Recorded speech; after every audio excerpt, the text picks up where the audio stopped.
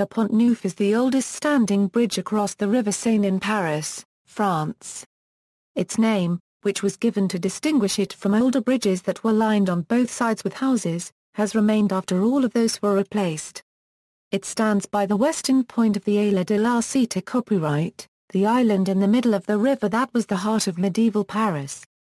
The bridge is composed of two separate spans, one of 5 arches joining the left bank to the Île de la Cité copyright, another of 7 joining the island to the right bank. Old engraved maps of Paris show how, when the bridge was built, it just grazed the downstream tip of the Île de la Cité copyright. Since then, the natural sandbar building of a mid-river island, aided by stone-faced embankments called quais, has extended the island. Today the tip of the island is the location of the Square du Vert-Galant, a park named in honor of Henry IV, nicknamed the Green Gallant. Construction. As early as 1550, Henry II was asked to build a bridge here because the existing Pont Notre Dame was overloaded, but the expense was too much at the time. In February 1578, the decision to build the bridge was made by King Henry III, who laid its first stone in 1578, during which year the foundations of 4 piers and 1 abutment were completed. Pierre des Isles, one of the builders, convinced the Supervisory Commission that the bridge, which was originally straight, would be more resistant to the river currents, if its 2 sections were built at a slight angle, a change they adopted in May 1578. Further design changes were made during the summer of 1579. First, the number of arches was changed from 8 and 4 to 7 and 5. This was not a problem on the north side, where nothing had been built, but on the south, where the 4 piles and the abutment on the left bank were already laid, the addition of the 5th arch necessitated reducing the length of the platform on the island, the tapline, from 28.5 ties to about 19. Second, it was decided to allow houses to be built on the bridge. This required the widening of the bridge. The remaining piers were built over the next 9 years. After a long delay beginning in 1588, due in part to the wars of religion, construction was resumed in 1599 under the reign of Henry IV. The bridge was opened to traffic in 1604 and completed in July 1606. It was inaugurated by Henri IV in 1607. Like most bridges of its time, the Pont Neuf is constructed as a series of many short arch bridges, following Roman precedents. It was the first stone bridge in Paris not to support houses in addition to a thoroughfare, and was also fitted with pavements protecting pedestrians from mud and horses. Pedestrians could also step aside into its bastions to let a bulky carriage pass. The decision not to include houses on the bridge can be traced back directly to Henry IV, who decided against their inclusion on the grounds that houses would impede a clear view of the Louvre, which he extended substantially during his reign. The bridge had heavy traffic from the beginning. It was for a long time the widest bridge in Paris. The bridge has undergone much repair and renovation work, including rebuilding of 7 spans in the long arm and lowering of the roadway by changing the arches from an almost semicircular to elliptical form, lowering of sidewalks and faces of the piers, spandrels, cornices and replacing crumbled corbels as closely to the originals as possible. In 1885, one of the piers of the short arm was undermined, removing the 2 adjacent arches, requiring them to be rebuilt and all the foundations strengthened. A major restoration of the Pont Neuf was begun in 1994 and was completed in 2007, the year of its 400th anniversary. The mascarons. The mascarons are the stone masks, 381 in number, each one different, which decorate the sides of the bridge. They are copies of the originals attributed to the French Renaissance sculptor Germain Pilon. The mascarons represent the heads of forest and field divinities from ancient mythology, as well as satyrs and sylvans. The original masks attributed to the French Renaissance sculptor Germain Pilon, who also sculpted the tomb of King Henry II of France and Queen Catherine de' Medici in the Basilica of Saint-Denis just outside Paris. These masks remained in place until 1851-54, when the bridge was completely rebuilt. At that time 6 original mascarons from the 16th century were placed in the Musée copyright Carnavalet, along with 8 molds of other originals. 8 other original mascarons were first placed in the Cluny Museum of the Middle Ages, and are now in the French National Museum of the Renaissance in Épernay-le-Château. At the time of the reconstruction, the Renaissance masks were replaced with copies made by noted 19th-century sculptors, including Maindron, Lavegne, Barry and Fontenelle. Fontenelle made 61 masks which are found on the upstream side of the bridge between the right bank and the Aile de la Cité. Copyright Equestrian statue of Henry IV. At the point where the bridge crosses the Aile de la Cité. Copyright, there stands a bronze equestrian statue of King Henry IV of France, originally commissioned from Giambologna under the orders of Marie de Mar. Copyright Dices, Henry a unregistered trademark S. widow and regent of France, in 1614. After his death, Giambologna's assistant Pietro Tacca completed the statue, which was erected on its pedestal by Pietro Francavilla, in 1618. It was destroyed in 1792 during the French Revolution, but was rebuilt in 1818, following the restoration of the Bourbon monarchy. Bronze for the new statue was obtained with the bronze from a statue of Louis Charles Antoine Seix, as well as from the statue of Napoleon in Place Vendôme, which was melted down. The new statue was cast from a mold made using a surviving cast of the original. Inside the statue, the new sculptor from a section Wafra copyright Dow copyright Rick Lemont put 4 boxes, containing a history of the life of Henry IV, a 17th-century parchment certifying the original statue, a document describing how the new statue was commissioned, and a list of people who contributed to a public subscription. Execution of Jacques de Molay. The last Grand Master of the Knights Templar, Jacques de Molay, was burned at the stake on March 18, 1314, on the Aile aux Juifs, a small island in the Seine just west of the Aile de la Cité. Copyright.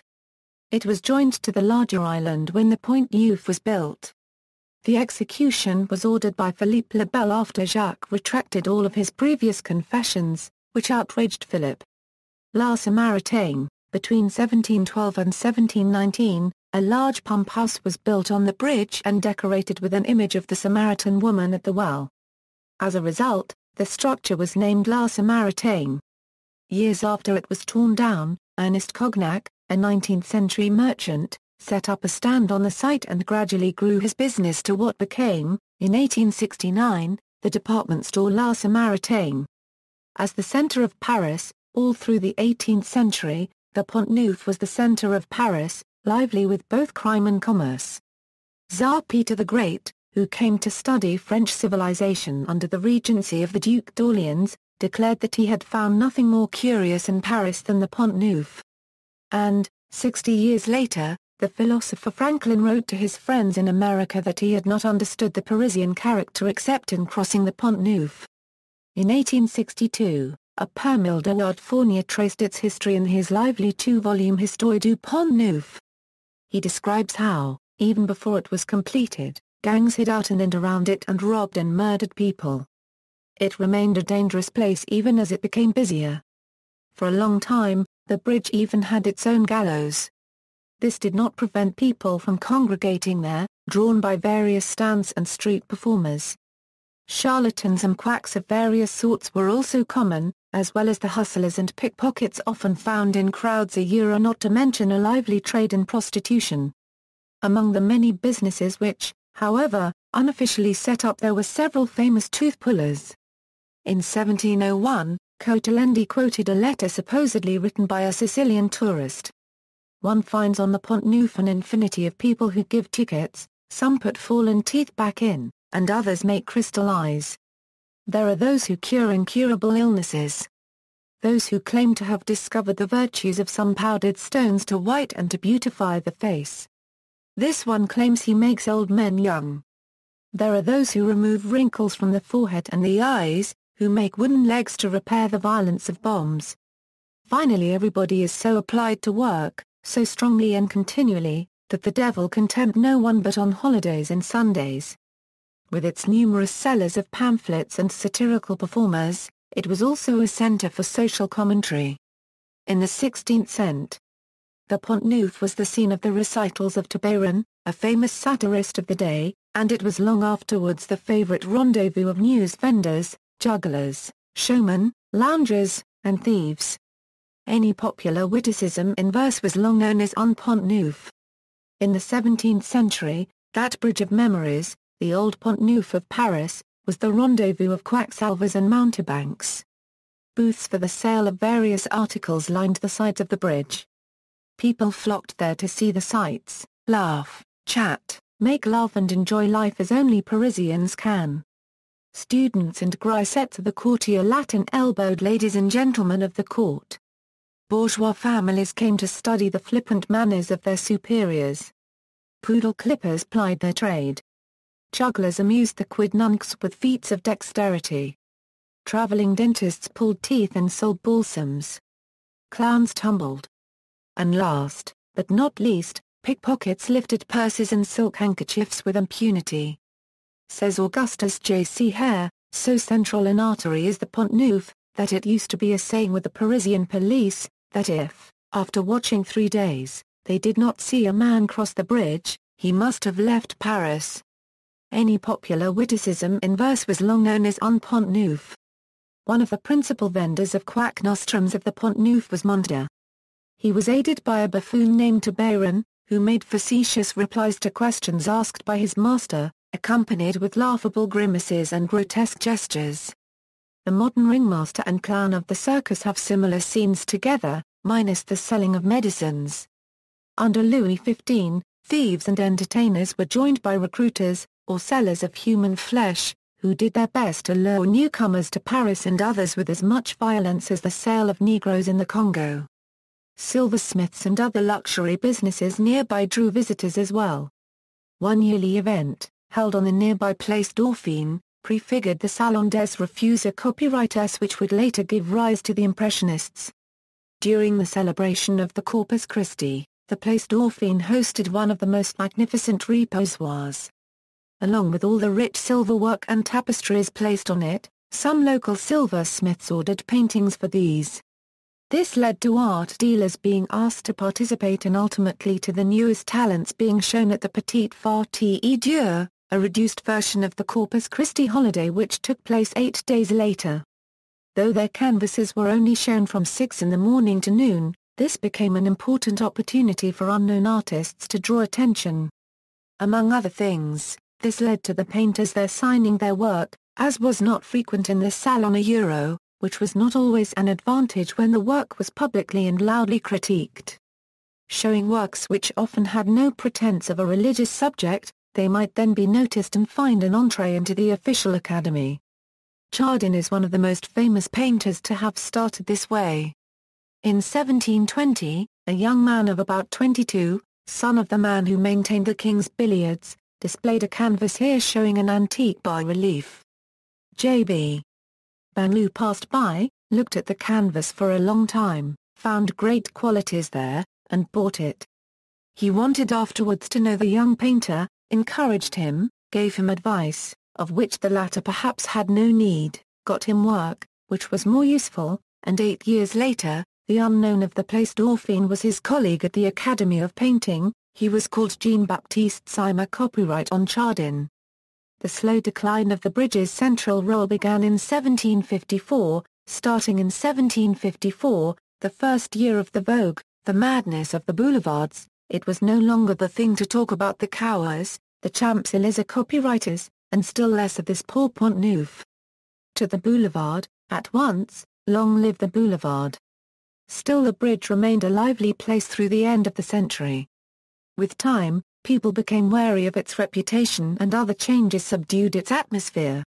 In 1840, Lacroix wrote, "Once the Pont Neuf was a perpetual fair. At present, it is just a bridge to be crossed without stopping." First daguerreotype ever with human being? About 2 years before Daguerre made his famous daguerreotype of the Boulevard du Temple, where a human being is recognizable, the inventor photographed other places in Paris to experiment the new technique in plein air. In the very first example of his own attempts, he made an image of the Pont Neuf and the equestrian statue of Henry IV. Since early images were mirrored, at the left side of the statue one can clearly see one worker, S, lying under the statue's shadow. Christot's project, in 1985, after years of negotiation with the mayor of Paris, The art duo Christo and Jean-Claude wrapped the Pont Neuf. Access. See also, Les Amants du Pont Neuf, a film by Léos Carax, released in 1991. List of crossings of the River Seine. Notes. Bibliography, Baedeker, Carl. Paris and Environs, with routes from London to Paris and from Paris to the Rhine and Switzerland, 8th revised edition. Leipzig, Carl Baedeker. Copy at Google Books. Ballon, Hilary. The Paris of Henri IV, Architecture and Urbanism. Cambridge, Massachusetts, The MIT Press. ISBN 9780262023092. Cotelendi, Charles. Saint-Yves-Remoniana, Urisuil de Diverses Pierre Copyright says Cureuzes. Amsterdam, Pierre Mortier. Copy at Google Books. Note, the author affixed the name of Saint-Yves in order to quicken the sale. Evans, Henry Ridgely. The Old and the New Magic. Chicago, The Open Court Publishing Company. Copy at Google Books. Fournier Permil Doard. Histoire du Pont Neuf. Paris, Edentu. Volume 1 and Volume 2 at Google Books. Lacroix, Paul. Curiosité Copyrightes de l'Histoire du Vieux Paris. Paris, Adolphe de la Haye. Copy at Google Books. Lastiri, Ada.